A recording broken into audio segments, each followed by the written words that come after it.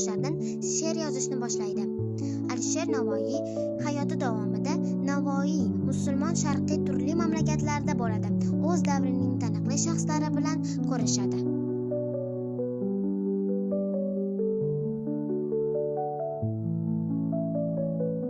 Navoiyning g'azallari qalbimizning aksidir.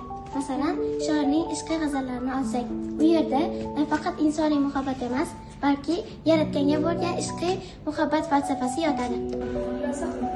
Alisher Navoiyning g'azallari va farz shunchaki adabiyot emas, o'zbek tilining qudrati va go'zalligi namoyishidir. Masalan, kecha kulgunda devon yoki qora ko'zim deb nomlanuvchi g'azallari hali ham xalqimizning tilidan tushmay kelmoqda. Orqali turkiy tillarda ham shunday go'zal va murakkab asarlar yozish mumkinligini butun davlatga tasdiqlab bergan.